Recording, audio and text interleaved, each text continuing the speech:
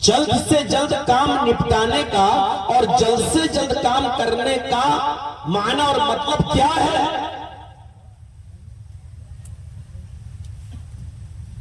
हजरत अबू बकर सिद्दीक रज़ी अल्लाह ताला अन्हु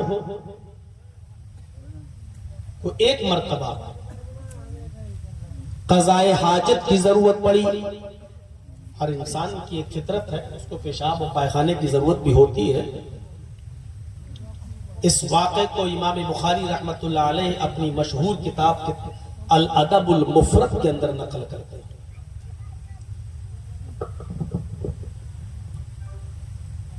हजरत अबू बकर सिद्दीक को क़ज़ाए हाजत की जरूरत पड़ी, लैट्रिन के लिए गए। उस जमाने में घर घर तो ये था नहीं मामला, जो आज घरों में शौचालय बन गए हैं, बाथरूम वगैरह, जंगलों में जाना पड़ता था। तो अपने घर से काफी दूर किसी जंगल में गए, दरख्तों की और झाड़ियों की आड़ उन्होंने तलाश भी कर ली और क़ज़ाए हाजत के लिए बैठे ही थे। अभी किया नहीं था, अभी लैट्रिन किए नहीं, अभी बैठे ही थे कि फौरन उठ गए, कपड़ा सीधा किया, पानी का जो बंदना जो लोटा था उनके हाथ में, उसको लेकर घर वापस आ गए।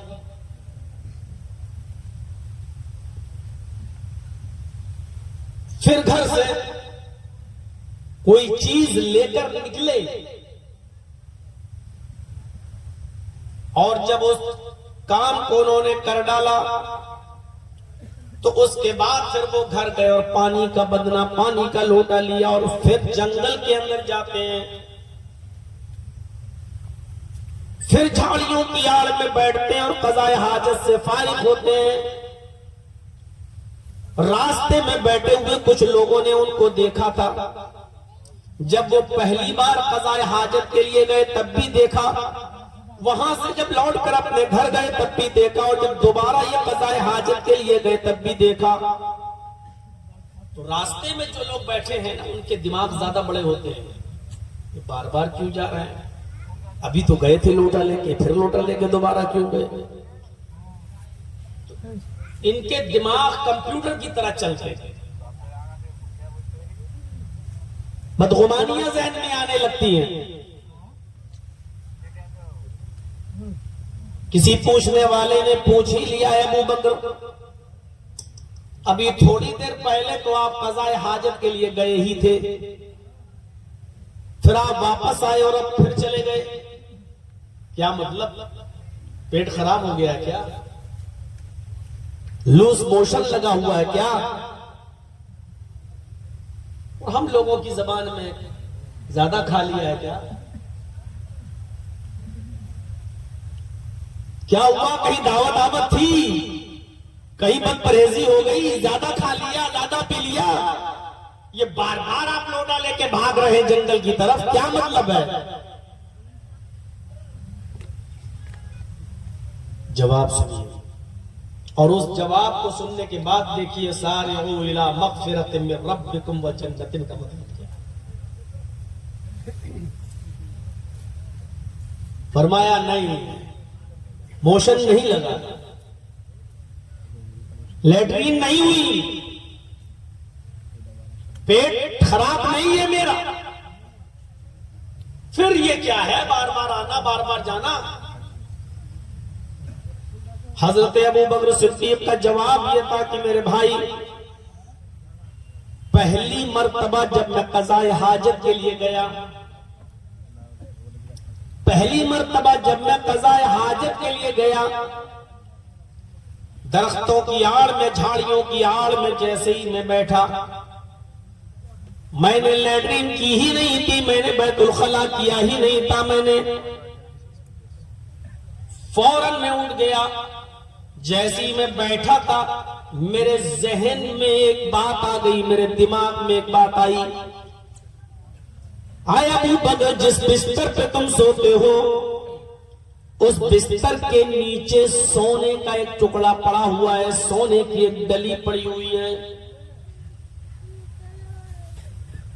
मैंने सोचा कि वो सोने की डली अगर घर में रह गई तो ये अच्छा नहीं है। मेरे दिल में ये ख्याल आया कि उस सोने को गरीबों और मिस्कीनों में तकसीम क्यों न कर दूं। मैं लैट्रीन किया ही नहीं और बिना कज़ाए हाजत से फारिग हुए मैं उठ गया और सीधे अपने घर गया।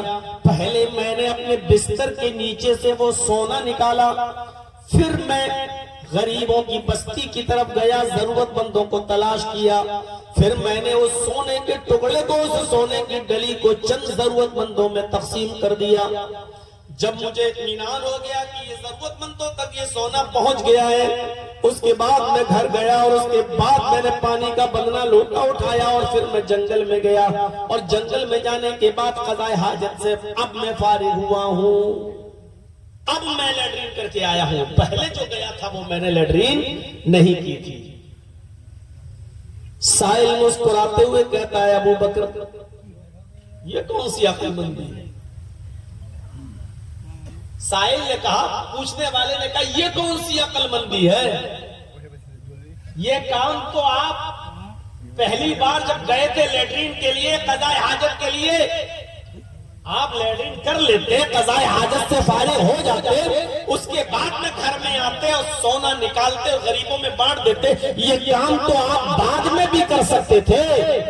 आप इस काम को करने के लिए इतनी जल्दी आपने की कि आप लैट्रीन भी नहीं की और पहले घर पहुंच गए, सोना लिया, फिर गरीबों में तकसीम कर दिया, उसके बाद आपने पानी का लोटा उठाया और फिर आप गए और दोबारा क़ज़ाए हाजत करने के लिए आप तब जाते हैं जब सोना गरीबों में तकसीम कर देते हैं। ये काम तो आप बाद में भी कर सकते थे। हजरत अबू बकर सिद्दीक फरमाते हैं कि हाँ, मैं ये काम बाद में भी कर सकता था, लेकिन मुझे डर लगा, इन्नी अखाफ,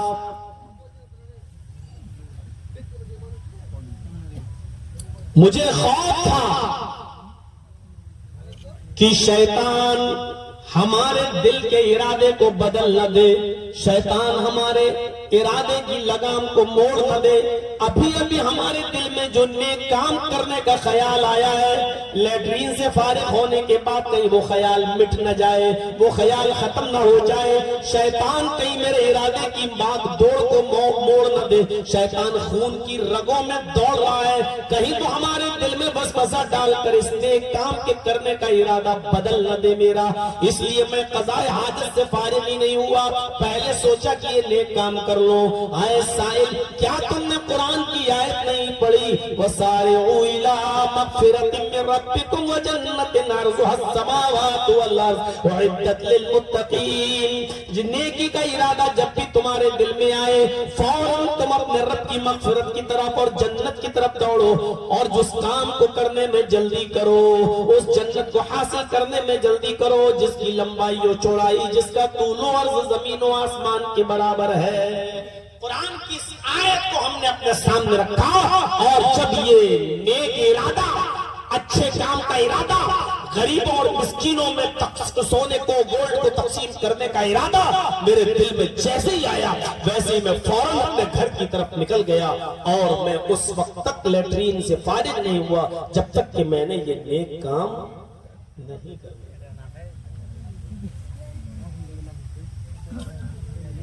अब सोचिए जरा, मैच के चक्कर में जो लोग जमाते छोड़ देते हैं वो जरा गौर करें।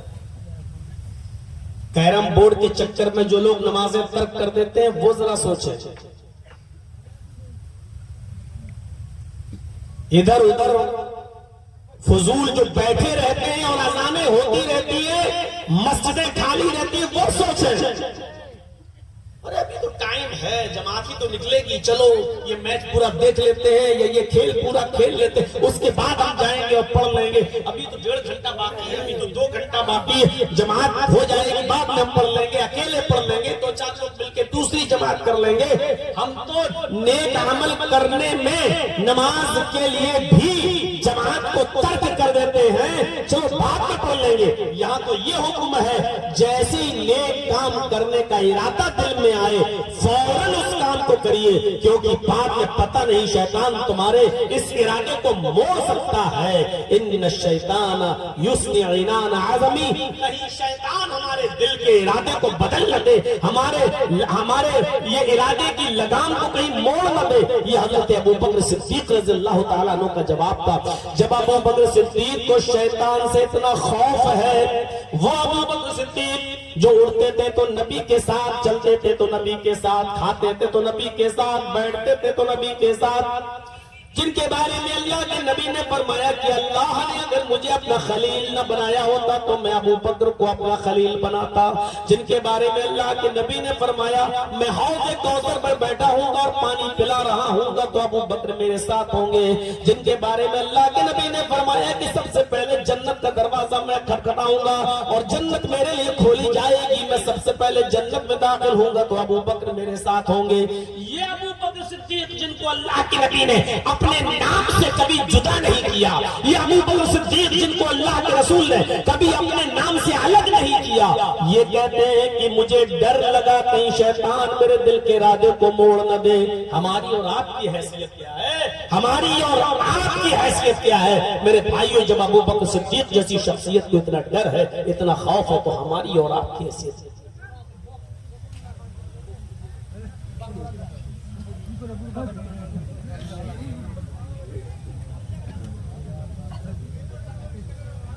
इस आयत के मफहूम को आप समझा आपने?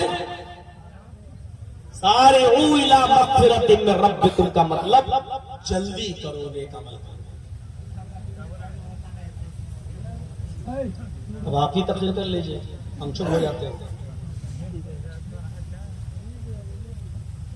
नेक अमल में जल्दी करो, नेक अमल करना नहीं है, जल्दी करना है,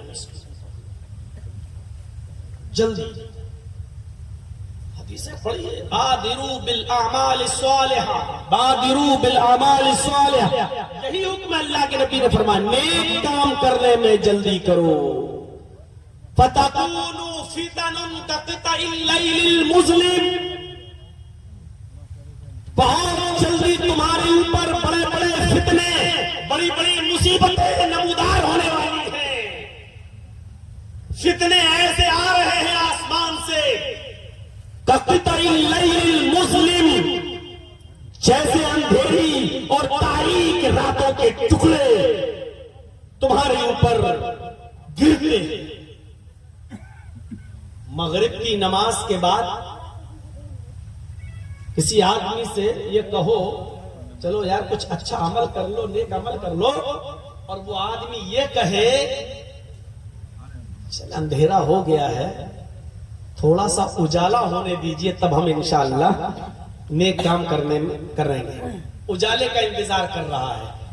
मगरिब की नमाज के बाद किसी से कहो कि नेक अमल करने में जल्दी करो, आओ थोड़ा सा अच्छा काम करें, और वो ये कहे कि नहीं थोड़ा सा उजाला हो जाने दो, मैं इंतजार कर लेता हूँ, थोड़ी सी रोशनी का, थोड़े से उजाले का भी अंधेरा है, मैं थोड़ा सा उजाला होते ही इंशाअल्लाह ये नेक काम कर लूंगा।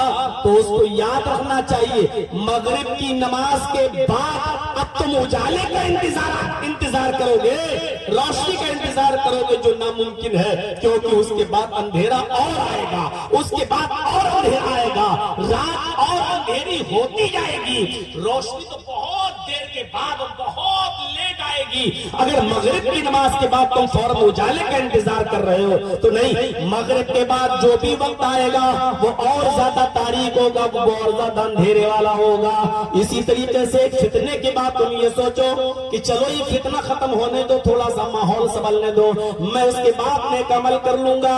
तो मेरे भाई उस फितने के बाद अब दूसरा और बड़ा फितना उसको आएगा, उस फितने के बाद बाद उससे भी बड़ा फितना आएगा, उसके बाद उससे भी बड़ा कोई फितना आएगा। अब आप ये सोचो कि हम इस फितने से गुजर जाएं, उसके बाद में अमल करेंगे, नहीं। अब आप सोचो कि बेटे की शादी कर दें, उसके बाद में अमल कर लेंगे। बेटे की शादी के बाद बेटी की शादी आ जाएगी, बेटी की शादी के बाद आप सोचेगा नेक अमल कर लेंगे, बेटी की शादी के बाद आप नेक अमल करना चाहते हैं, पता चला कि आपका बड़ा बेटा बीमार है, अब आप उसका इलाज कराना चाह रहे हैं। आपने बड़े बेटे का इलाज कराने के लिए पैसा फूका कि जिसकी तबीयत ठीक हो तब हम नेक अमल करेंगे, पता चला कि आपके बड़े भाई का इंतकाल हो गया है। आप बड़े भाई के इंतकाल के बाद आपको ये सोचना है कि चलो अब हम नेक अमल करेंगे, पता चला कि बड़े भाई की मिट्टी देने के बाद घर में आए तो पता चला कि मेरी बीवी को कैंसर हो गया है। मेरे भाइयों, आप नेक अमल में किसी का इंतजार कर रहे हैं कि ये हो जाए तब हम नेक अमल करेंगे, बेटियों की शादी हो जाए तब हम हज करने जाएंगे, इनका निकाह हो जाए तब हम हज के लिए जाएंगे, उसके बाद एक और मुसीबत तुम्हारे ऊपर आ जाएगी, एक और फितना तुम्हारे ऊपर आ जाएगा। इसीलिए फरमाया फतकूनु फितनुन कक़तइल लैलिल मुज़लिम, अंधेरी रात के फितनों की तरह, टुकड़ों की तरह तुम्हारे ऊपर फितने आसमान से आ रहे हैं। एक फितना खत्म होगा कि दूसरा खत्म होगा कि तीसरा खत्म होगा तो चौथा। ये फितने अब तुम्हें घेरे रहेंगे।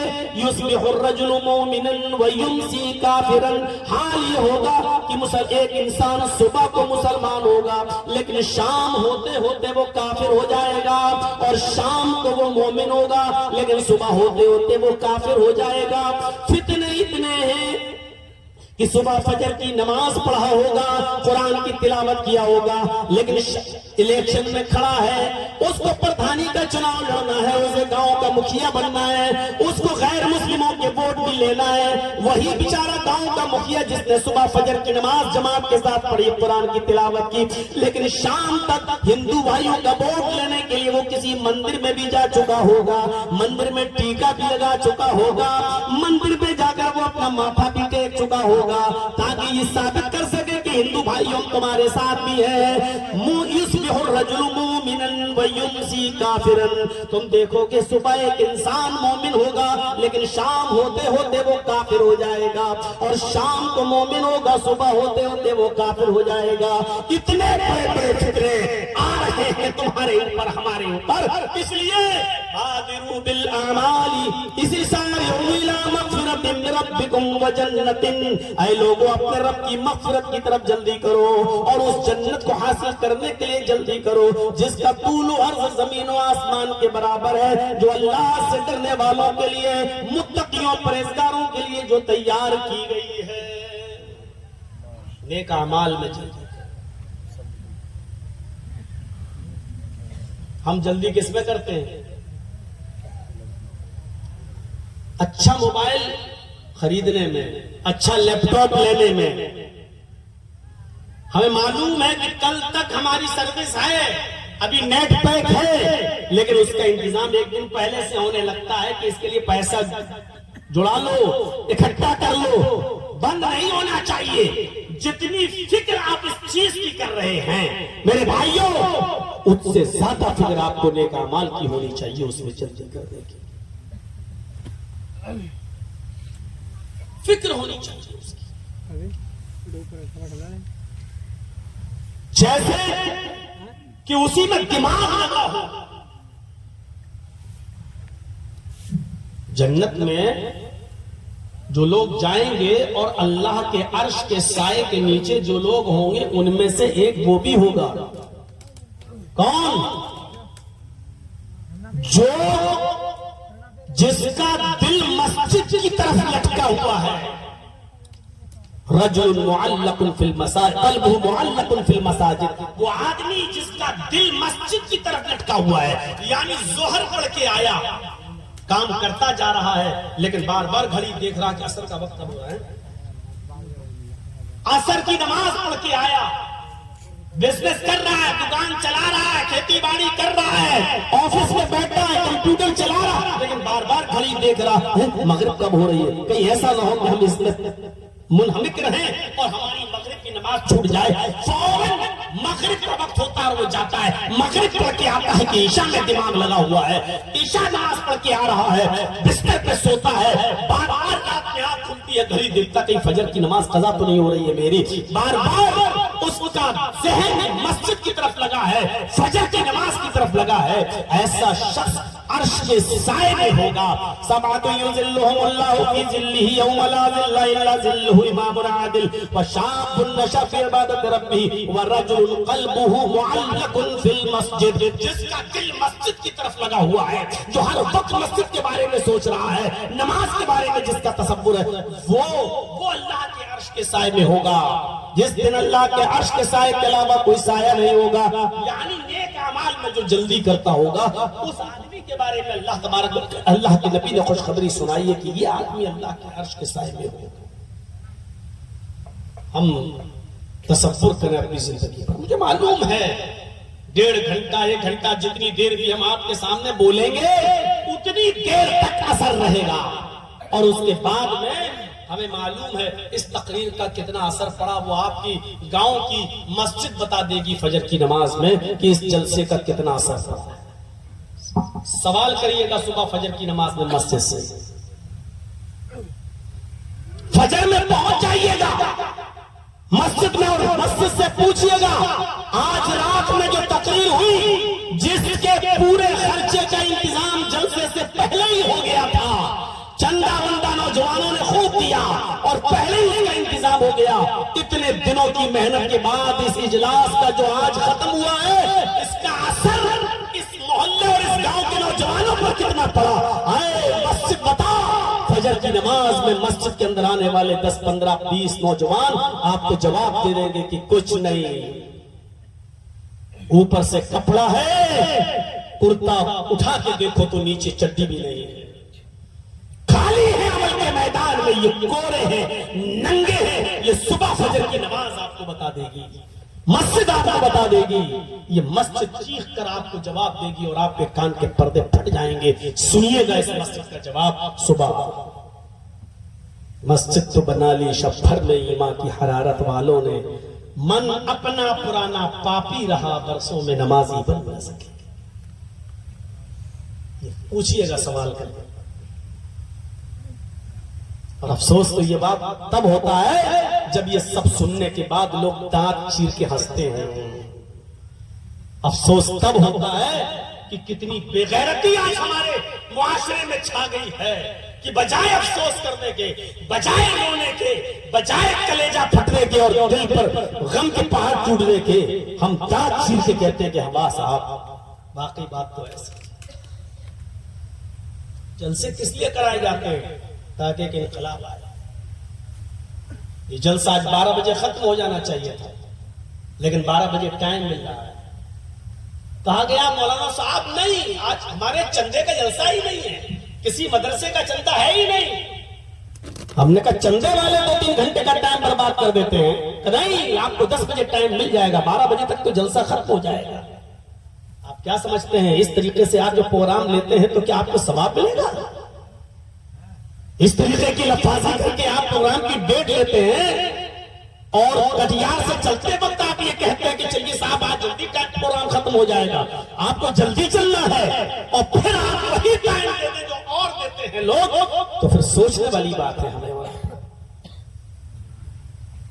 1:30 बजे जलसा खत्म होगा, 2 बजे जलसा खत्म होगा। जो आदमी बिस्तर पे जाएगा लेटेगा, यकीन मानिए फजर में नहीं उठ पाएगा। और 12 बजे से लेकर कोई आदमी इतना बड़ा जनरेटर नहीं है और जिन्नात नहीं है जो 4 बजे तक आपके सामने बोलता रहे। और बेगैरती हमारी और हमारे समाज की यह है कि मौलाना जरजीस की तकरीर के बाद फिर सऊदिया के इमाम हरम को भी बुला लो तो आप सुनने के लिए तैयार नहीं और बैठने के लिए तैयार नहीं है यहाँ पर, क्योंकि आप जलसा सुनते ही नहीं है, आप मौलाना को सुनते ही नहीं है, आप कुरान हदीस सुनते ही नहीं है। आपको सिर्फ जरजीस को सुनना है। आपको कुरान हदीस से कहां सरोकार है, कुरान हदीस से कहां। ये लड़का जो मदीना यूनिवर्सिटी में पढ़ता है, बताइए उसको 10 मिनट का टाइम, आपके इलाके का लड़का 10 मिनट का टाइम, मदीना यूनिवर्सिटी में पढ़ने वाले बच्चे को जिसकी हौसला अफजाई की जरूरत थी आपको 15 मिनट का टाइम। और गवैयों को आप 2 घंटे का टाइम और 3 घंटे का टाइम, लच्छेदार पसीने करने वाले को आप 2 घंटे का टाइम। अरे कौम के लोगों, चुल्लू भर पानी में डूब के मर मिटो। ये है तुम्हारा जमीन जो कुरान की आयतें पढ़ के तकरीरें कर रहा है, हदीसें पढ़ के सुना रहा है, उसको सुनने के लिए तुम तैयार नहीं हो। और तुम सोचते हो कि हम जलसा कर रहे हैं, तुम सोच रहे हो कि हम बहुत बड़ा काम कर रहे हैं। तुम सिर्फ अपने जहनों की अय्याशी कर रहे हो, सिर्फ अपनी लातों को बर्बाद कर रहे हो। रब्बे काबा की कसम, जर्रा बराबर सवाब नहीं मिलेगा, 1 रुपए का सवाब नहीं मिलेगा। ये जहनी अय्याशियों के सामान बंद कीजिए, ये जहनी अय्याशियों के, ये जहनों की जिनाकारी के दरवाजे बंद कीजिए। आप सही बात है, आपको बुरी लगेगी। आपको इस बच्चे की हौसला अफजाई की जरूरत थी। इसको 1 घंटे का टाइम मिलता कम से कम, आप उसको दे रहे हैं 10। हमारे इलाके का है। ये कोई लैला मजनू की कहानी नहीं सुना रहा था आपके सामने, ये कुरान और हदीस का दर्द बयान कर रहा था आपके सामने। जिसको आप टाइम देंगे 10 मिनट का, पर्ची दिखाई जाएगी, आपका टाइम खत्म हो गया। जरा सोचो, जो मदीना यूनिवर्सिटी में बच्चा पढ़ रहा हो, वो आपके इलाके का कितना ज़हीन बच्चा होगा, जो कितने अच्छे नंबर लाया होगा, तब उसको एडमिशन मिला होगा। ऐसे काबिल बच्चे को आप 10 मिनट का टाइम देके उसके हौसले तोड़े, और वो बेचारे जो गा गा के चंदा करें और आपको लफाजी सुनाए, 1000 रुपए चंदा दे, बड़ा नारे तकबीर। जो 100 रुपए चंदा दे, अल्लाह इसके कारोबार में बरकत दे। और जो 1000 का नोट लगे, नारे तकबीर। जो ये करके लफाजियां करें, उनकी ज़हनी अय्याशियों के लिए आप उनको 2 घंटे का टाइम दे, 3 घंटे का। ये कौम मर चुकी है, आईसीयू पर लेटी हुई है। कब डॉक्टर आईसीयू का वो नाक का वो ऑक्सीजन हटाया और इसकी रूह निकल गई। ये तो वेंटिलेटर पर पड़ी हुई कौम है, जो डॉक्टर कह चुका है जब तक वेंटिलेटर पे है तब तक जिंदा, वेंटिलेटर हटाओगे ये मर गए। ये तो मुर्दा कौम है, मुर्दा। जर्जीस आज कब्रिस्तान के मुर्दों को समझाने आया है। ये बेहिस कौम के सामने चीख रहा है। मुझे मालूम है कि मेरी तकरीर का असर क्या होगा।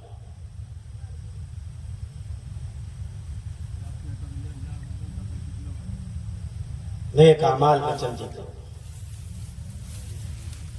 तकरीरें ऐसी होती हैं, और माफ करना, होम्योपैथिक से इलाज करना मेरे बस की बात नहीं है। हम तो ऑपरेशन करते हैं डायरेक्ट, हमने कर दिया है। और ऑपरेशन जब होता है तो थोड़ा सा दर्द होता ही है, और होना भी चाहिए।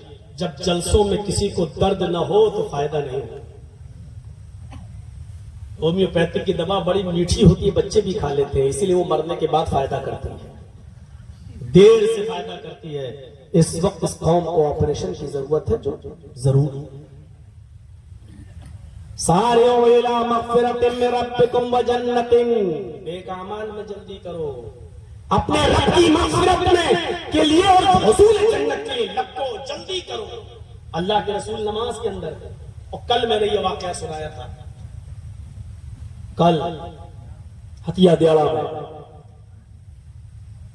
अल्लाह के रसूल नमाज पढ़ाने के लिए खड़े हुए, नमाज की इकामत भी कह दी गई। अल्लाह के नबी अल्लाहु अकबर कहकर नियत बांधने वाले और साहबे इकराम नबी के पीछे सब सफ बांधे खड़े हैं।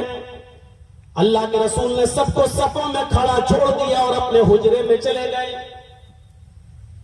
अपने हुजरे में चले गए। हुजरे में गए, सोने की एक डली निकाली तकिए के नीचे। इससे पहले वाला वाकया अबू बकर सिद्दीक का था, अब जो वाकया सुना रहा हूं वो हजरत मोहम्मदुर रसूलुल्लाह का है। नबी अकरम ने नमाज पढ़ाना छोड़ दिया, जबकि नमाज पढ़ना भी जरूरी था, ये भी फर्ज था, लेकिन आपने नमाज पढ़ाना छोड़ दिया। आपको एक काम याद आया, सोने की डली आपके तकिए के नीचे, पिलो के नीचे रखी हुई थी, आपने उसको निकाला और आप उसको लेकर बाहर निकले, गरीबों और मिस्कीनों को तलाश किया। आपने वो सोने की डली गरीबों और मिस्कीनों में तकसीम कर दी। उसके बाद मस्जिद में आए, अल्लाहु अकबर कहकर नमाज पढ़ाना शुरू की, और जब सलाम फेरा तो सहाबा ने अर्ज किया, अल्लाह के रसूल पहली बार ये मंजर देखा है, नमाज के लिए इकामत कह दी गई हो, नमाज के लिए तकबीर कह दी गई हो, और आप नमाज पढ़ाना छोड़कर घर में चले जाएं, हुजरे में चले जाएं।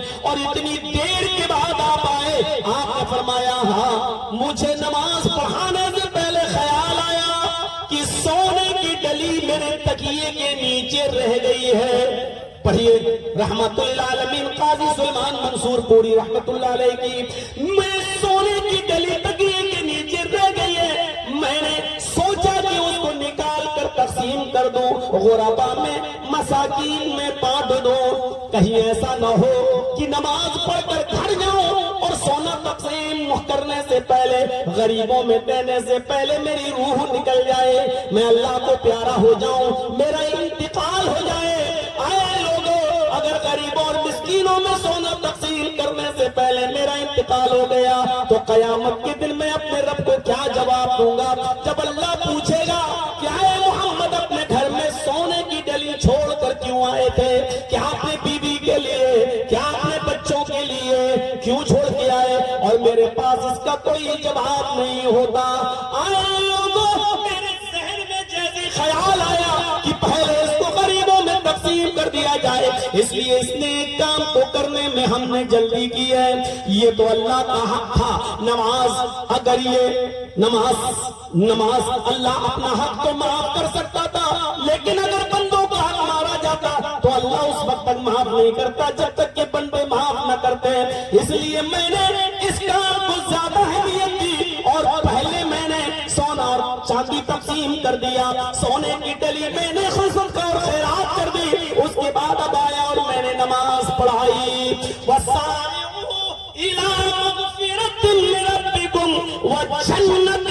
इस आयत का मतलब अब समझने की कोशिश करो। जैसे ही जहन में आया, जैसे ही दिमाग में आया कि मेरे पास इतना माल है, उस पर गरीबों का हक है, तो बाद में काम करेंगे, पहले इस काम को अंजाम दे डालो, पहले गरीबों का हक अदा कर दो, पहले मिस्कीनों का हक अदा कर दो। मेरे प्यारे साथियों, सोचो आज कौन है? हमारे पास भी माल है, हमारे पास भी सोना चांदी है, हमारे पास भी रुपए पैसे हैं, हमारे पास भी दौलत है। बताओ इस गांव में कितने गरीब लोग हैं, और बताओ बिहार में कितने गरीब लोग हैं। क्या हमें इस बात का एहसास नहीं होता है? हम मदद भी करना चाहते हैं, लेकिन सोचते हैं कि पहले अपने घर का काम देख लें, पहले अपना खर्चा देख लें, बाद में जो फाजिल होगा उसमें हम गरीबों की मदद भी कर देंगे। हमारे दरवाजे पर जो फकीर आते हैं, अगर वो पहनने के लिए कोई कपड़ा मांगते हैं तो हम उनको वो कपड़ा देते हैं जो हम इस्तेमाल कर चुके होते हैं, पुराने हो गए होते हैं या छोटे हो गए होते हैं, तो हम उनको पहने पहनाए कपड़े दे देते हैं। कुरान कहता है लन तनालुल बिर्रा हत्ता तुनफिकू मिम्मा तुहिब्बून। उस वक्त तक तुम नेकी हासिल नहीं कर सकते हो, उस वक्त तक तुम सवाब नहीं पा सकते हो, जब तक कि तुम अल्लाह की राह में वो चीज खर्च न करो जो तुम्हें सबसे ज्यादा पसंद है, जो तुम्हें सबसे ज्यादा महबूब है, जो तुम्हें सबसे ज्यादा पसंद है। अपनी पसंदीदा चीज जब तक अल्लाह की राह में सदका और खैरात न करो, कुर्बान न करो, तब तक मेरे भाइयों अल्लाह कह रहा है तुम सवाब नहीं पा सकते हो, तुम नेकी नहीं पा सकते हो। हम पहने पहनाए पुराने कपड़े गरीबों को देते हैं, जबकि खुद अपने लिए और अपने बच्चों के लिए नए कपड़ों का इंतजाम करते हैं। अपने लिए जो पसंद करते हो वो गरीबों के लिए पसंद करो, वो चीज सदका और खैरात करो, तब नेकी मिलेगी, तब सवाब मिलेगा। मौलाना बात तो आपकी सही है, लेकिन करना बड़ा मुश्किल है। कैसे नहीं होगा? सारे का लफ्ज बता रहा है, सुरात, जल्दबाजी करना है, नेक अमल करने में जल्दबाजी करना है। अभी तक यही सुनते थे वो नमाज पढ़ो, रोजा रखो, अच्छे काम करो। मौलाना तो कह रहे हैं अच्छा काम नहीं, उसमें भी जल्दी करो। नेक अमल तो हर इंसान को वैसे ही करना है। हम बुरे अमल के लिए पैदा थोड़ी हुए हैं दुनिया में, हम नेक अमल के लिए करने के लिए पैदा हुए, लेकिन नेक अमल करने में भी हमें जल्दी करना चाहिए। और कुर्बानी उस चीज की देनी चाहिए जो हमें पसंद है।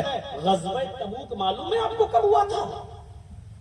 कैसी गर्मी थी ग़ज़वा तबूक। आओ जरा उस मंजर को हम आपके सामने रखते हैं। और बिहार वालों, कटिहार वालों, रहमतनगर के लोगों, आपसे बहुत मुशाबिहत है इस वाक़े की। आप भी खेती बाड़ी करते हैं, वो भी खेती बाड़ी हो रही थी। ग़ज़वे तबूक सख्त गर्मी में पेश आया। और हदीस की किताबें अगर आप पढ़ेंगे तो पता पाएंगे ग़ज़वे तबूक इतनी गर्मी में हुआ था, ये ग़ज़वा, ये जंग, कि आसमान से आग की बारिश हो रही थी और जमीन पर कोई नंगे पैर अगर खड़ा हो जाए तो पैरों में फलक पड़ रहे थे, जमीन इतनी गर्म हो रही थी। ऐसी गर्मी में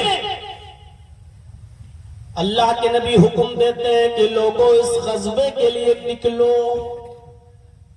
इस जंग के लिए निकलो। और जानते हो कितने किलोमीटर का सफर? कटिहार से बॉम्बे कितना किलोमीटर है? मैं समझता हूं कि शायद 1300-1400 किलोमीटर से कम नहीं होगा।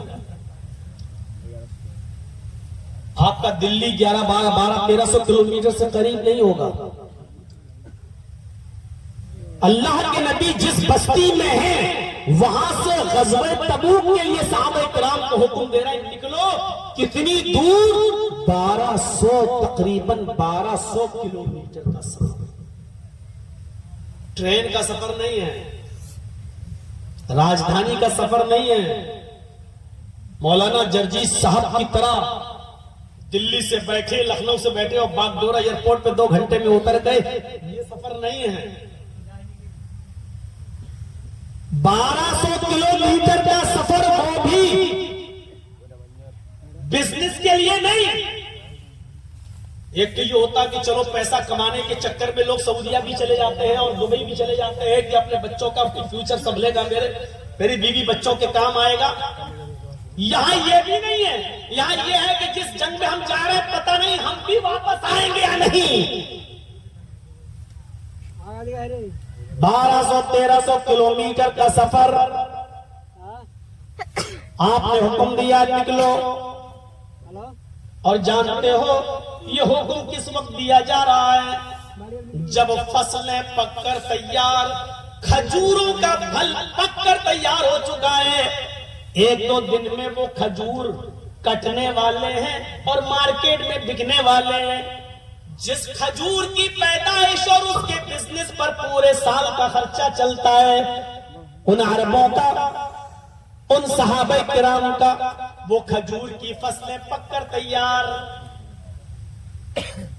भाई आपने धान लगाया और पककर तैयार, 2-4 दिन रह गए कटने के लिए, और ऐसे मौके पर कह दिया जाए कि चलिए जिहाद के लिए, और आपको 1200-1300 किलोमीटर जाना पड़े, वो भी बिना ट्रेन के और बिना प्लेन के, बिना बस के और बिना 4 व्हीलर के, घोड़े या ऊंट का सफर।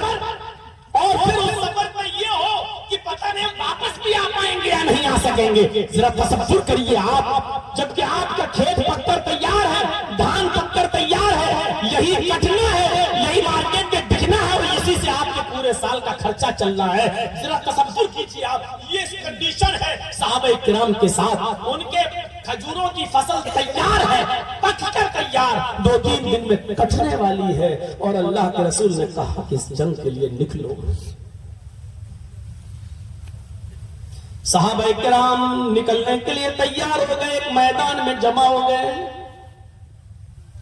अब आपने फरमाया कि जिसके पास जो जो सामान हो वो लेकर आओ, अपने घर से सामान लाओ।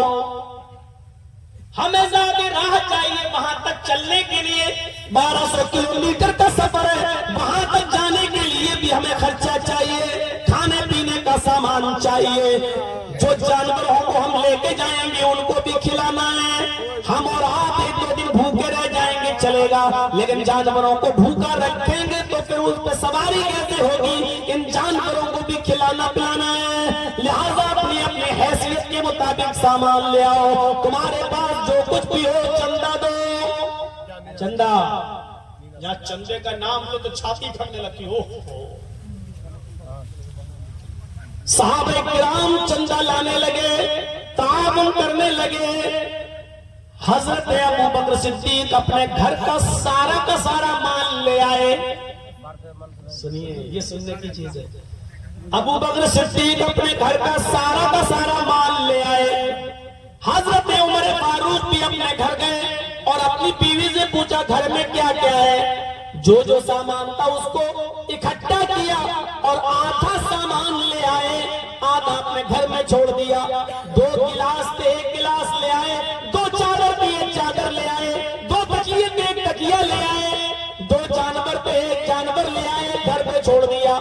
यानी अपने सामान के 2 हिस्से किए, 1 हिस्सा घर में छोड़ दिया और 1 हिस्सा ले आए। हजरत उमर फारूक का 1 हिस्सा सामान हजरत अबू बकर सिद्दीक के घर के सारे सामान से ज्यादा था।